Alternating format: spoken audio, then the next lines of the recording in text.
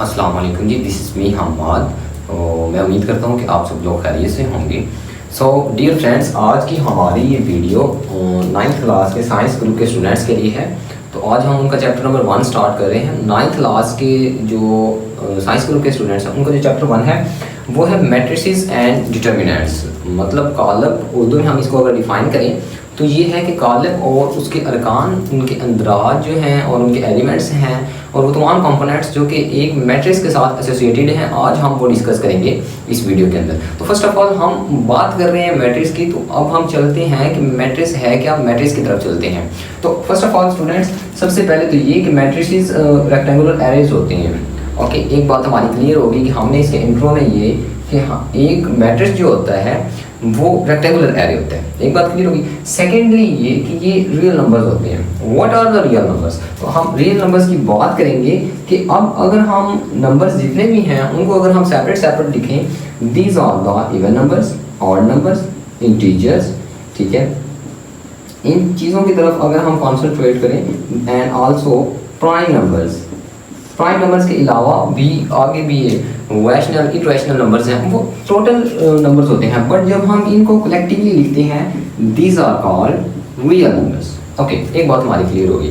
मतलब जितने भी आपके मैथमेटिकली और उसके बाद आपके इंग्लिश अल्फ़ाबेट्स हैं, इंग्लिश के अंदर जितने भी आपके अल्फ़ाबेट्स हैं उनको हम कलेक्टिवली रियल नंबर पढ़ते हैं। एक बात हमारी क्लियर होगी। इन सबको जब हम कलेक्ट कर देते हैं तो ये हमारा मैट्रिक्स बन जाता है। क्लियर हो गया? अच्छा, सेकंड उसके बाद ये कि हम मैट्रिक्स के बारे में कुछ बातें डिस्कस करते हैं। नंबर 1 ये कि हम मैट्रिक्स को हमेशा एक बड़ी ब्रैकेट के अंदर, एक बिग ब्रैकेट के अंदर हम उनको प्लेस कर देते हैं, हम उनको क्लोजिंग कर देते हैं, ठीक है। और दूसरी बात इसके रिलेटेड ये कि जो मैट्रिक्स होते हैं उनके जो इनर डिजिट्स होते हैं, इनर मेंबर्स होते हैं, वो हमेशा स्मॉल होते हैं।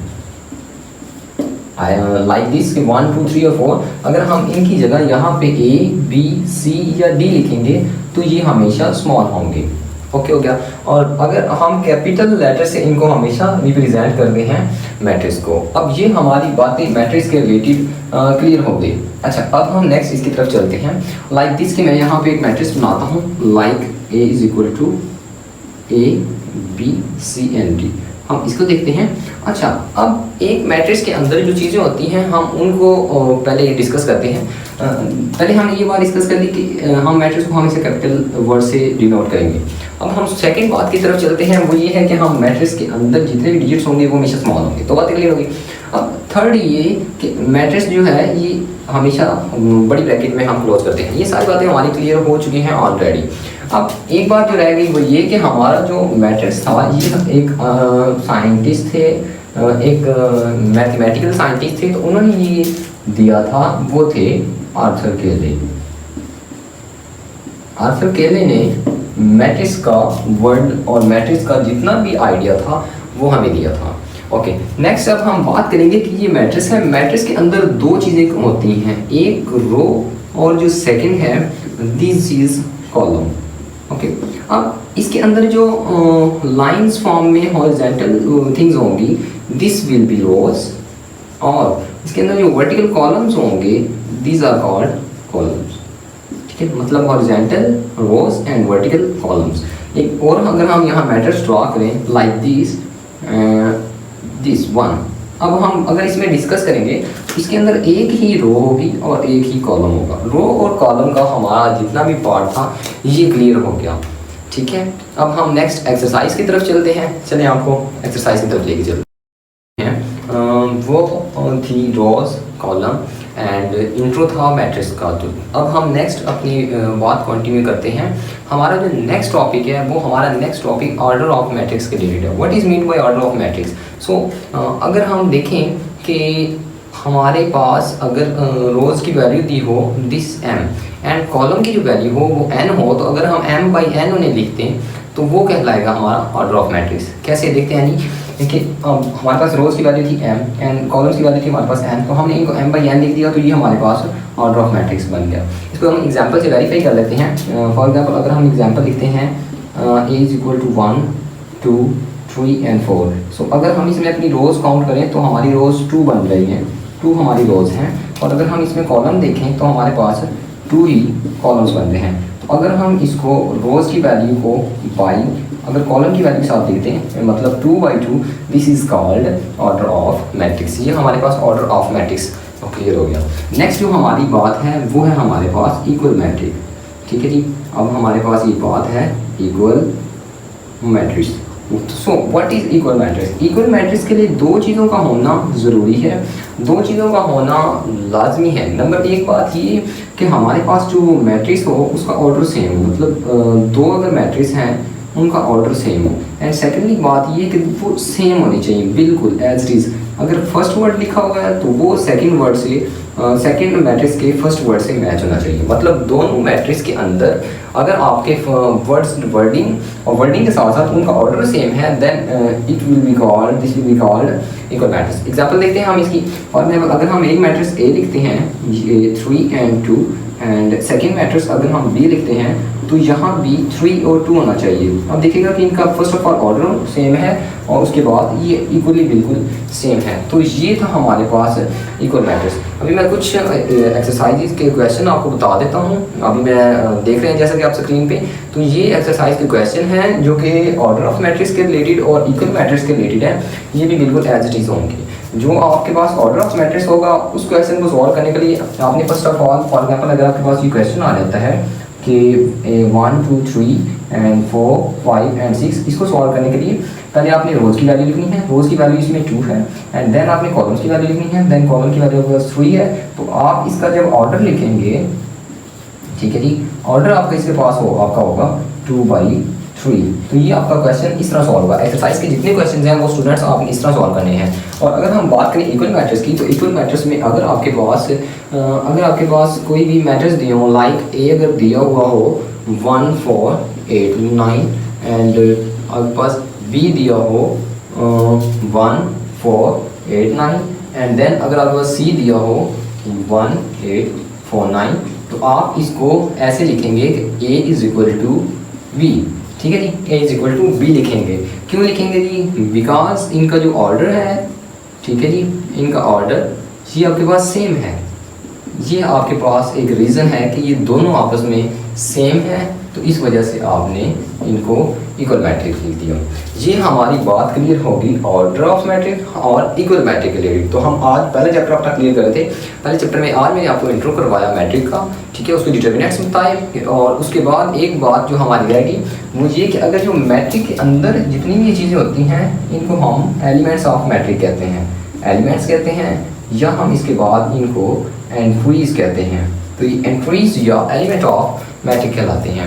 तो ये हमारा मैट्रिक के रिलेटेड एक छोटा सा हमारी एक डिस्कशन थी और छोटा सा हमारा एक टॉपिक था।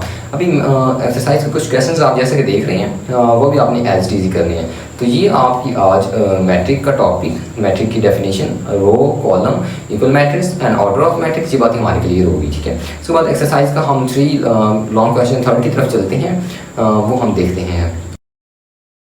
अब हम एक्सरसाइज के क्वेश्चन नंबर 3 की तरफ आते हैं। क्वेश्चन नंबर 3 में आपको इक्वेशंस दी हुई हैं, उनमें आपने ए बी सी और डी फाइंड करना है। अब हम ये कैसे फाइंड करेंगे? देखिए हमारे पास एक मैट्रिक्स ये है और एक मैट्रिक्स ये है, इन दोनों को इक्वल रखा हुआ है एक दूसरे के। तो आपने इसमें जो फर्स्ट वैल्यू होगी उसको फर्स्ट के इक्वल रखना है, सेकंड को सेकंड के इक्वल, थर्ड को थर्ड के इक्वल और फोर्थ को फोर्थ के इक्वल। आपने इनको आपस में इक्वल रख लेना है और आपने इनकी इक्वेशंस बनानी है। करते हैं अभी इक्वेशंस और आपको फिर पता चलेगा उससे। देखिएगा कि पहले हमारे पास है ए प्लस हमारे पास सी, ये हमारे पास पहली वैल्यू है, इसको हम पहले के इक्वल रख लेंगे, कंसीडर कर लेंगे। And then this is second, इसको हम सेकंड के इक्वल कंसीडर कर लेंगे।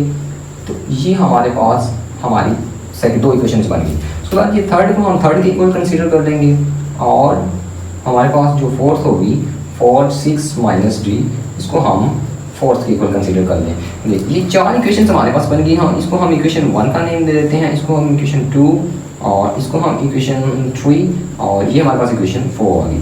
हमारे पास 4 इक्वेशंस बन गई हैं। 4 इक्वेशंस में देखिएगा कि हमने ए बी सी और डी की वैल्यू फाइंड करनी है। 4 इक्वेशंस बनाने का तरीका ये कि पहली को पहले के इक्वल रखना है, दूसरी को दूसरे के, तीसरी को तीसरी के और चौथी को चौथी के इक्वल। ये आपके पास 4 इक्वेशंस बनाने का एक तरीका है। अब हमने ए बी सी और डी की वैल्यू फाइंड करनी है। अब हम वो कैसे फाइंड करेंगे कि आपने इन 4 इक्वेशंस में से वो इक्वेशन देखनी है जिसके अंदर ए बी सी या डी में से कोई एक वैल्यू हो, क्योंकि तभी हमारे पास एक वैल्यू आएगी। जो कि हम दूसरी इक्वेशन में पुट करेंगे और हम अपनी वैल्यूज़ जो हैं वो लेके आएंगे। अब कैसे करेंगे कि हम इन चारों इक्वेशंस को देखते हैं कि इनमें ए बी सी और डी में से कौन सी ऐसी इक्वेशन है कि जिसके अंदर इन चारों में से कोई एक हो। देखिएगा कि अगर हम इक्वेशन 1 की बात करें तो इसमें दो वैल्यूज़ हैं ए और सी। अगर हम इक्वेशन 2 की बात करेंगे तो इसमें दो वैल्यूज़ हैं ए और सी। अब थर्ड और फोर्थ इक्वेशन उसके अंदर एक एक वैल्यू है, लेकिन बट फोर्थ के अंदर भी दो दफ़ा डी आ चुका है, इसलिए हम फोर्थ को भी नहीं लेंगे। थर्ड आपकी इक्वेशन है जो कि है सी, इसमें अकेला ओनली सी है, तो अब हम सी को ले इक्वेशन 3 को लेके चलेंगे। तो हम यहाँ लिखते हैं कि फ्रॉम इक्वेशन 3, अब हम इक्वेशन 3 से देखते हैं कि c -1 इज इक्वल टू 3। आगे इस क्वेश्चन सॉल्व करने से पहले मैं अच्छा जी वीडियो को थोड़ा शॉर्ट करने के लिए मैं क्वेश्चन को थोड़ा आगे लेके आऊँ।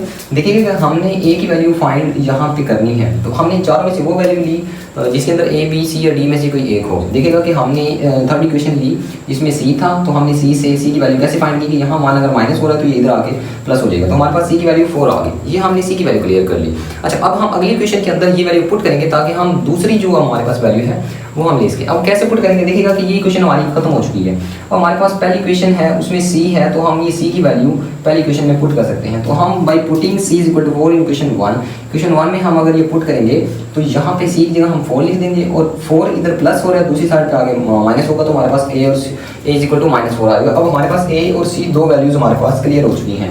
अब हमारे पास ये दो इक्वेशंस भी खत्म हो गई। अब हमारे पास यहाँ पे आई a की वैल्यू। अब हम a की वैल्यू किस इक्वेशन में पुट करेंगे इन दोनों में से कि हमारे पास b की वैल्यू आए, तो हम वो इक्वेशन 2 में पुट करेंगे कि by putting a is equal to -4 in equation 2। Equation 2 के अंदर हमने a की वैल्यू पुट की, तो a + 2b is equal to -4 है, तो इस a की जगह हम ये देखिएगा कि a + 2b -7 है, तो a की जगह हम -4 पुट करेंगे और ये 2b है और ये -7। ये -4 इधर -4 इधर -4 है, दूसरी साइड ले जाएंगे तो वो प्लस होगा। -7 + 4 इज इक्वल टू -3। ठीक है, अब 2b के साथ मल्टीप्लाई हो रहा है। मैंने आपको बताया था कि जो चीज़ मल्टीप्लाई हो एक साइड पे दूसरी साइड पे जाके वो डिवाइड हो गई होती है, तो अब इधर आके डिवाइड होगा तो हमारे पास b इज इक्वल टू 3/2 आ जाएगा। ये हमारे पास तीन वैल्यूज a b और c की क्लियर हो चुकी हैं। अब हमने फोर्थ वैल्यू है वो d वो फाइंड करनी है। देखिएगा कि हमारे पास तीन इक्वेशंस ओवरऑल खत्म हो चुकी हैं। अब फोर्थ इक्वेशन में हम ना कुछ पुट कर सकते हैं ना कोई वैल्यू लगा सकते हैं। अब हम फोर्थ इक्वेशन को लेके चलेंगे। फोर्थ इक्वेशन हमारे पास है 4d - 6 is equal to 2d। अब हम 2d को उधर ले जाएंगे तो ये इधर प्लस के उधर जाके माइनस हो जाएगा और 6 इधर माइनस का है और दूसरी साइड पे जाके प्लस का हो जाएगा। अब 4d में से 2d अगर हम निकालेंगे तो हमारे पास पीछे 2d रह जाएगा, ये 2d रहेगा और 6 का 6। 2 इधर d के साथ हमारा मल्टीप्लाई हो रहा है, इधर आएगा तो डिवाइड हो जाएगा। अगर हम इसको कट करेंगे तो 2 1 2 एंड 2 3 6 होगा, तो हमारे पास 3 आंसर आ जाएगा। अब हमारे पास चारों की चारों वैल्यूज आ चुकी हैं a b c और d। ये क्वेश्चन नंबर 3 लॉन्ग था, चैप्टर नंबर 1 के एक्सरसाइज 1.1 का। आज हमने जो डिस्कस किया उसके अंदर मैट्रिक्स के जितने कंपोनेंट्स थे, डिटर्मिनेंट्स थे और एक्सरसाइज 1.1 हमने कंप्लीट कर लिया है। ये आज का हमारा एक शॉर्ट टॉपिक था। ठीक है जी, तो स्टूडेंट्स मेरी वीडियो अगर आपको अच्छी लगी हो तो मेरी वीडियो को लाइक शेयर ज़रूर कीजिएगा, और अगर अपना कोई भी क्वेश्चन हो या किसी भी तरह का कोई भी सवाल हो वो कमेंट सेक्शन में ज़रूर पूछिएगा। ठीक है, मेरे चैनल को सब्सक्राइब जरूर कीजिएगा। मिलते हैं एक नई वीडियो के साथ, तब तक के लिए अल्लाह हाफिज़। Thank you very much.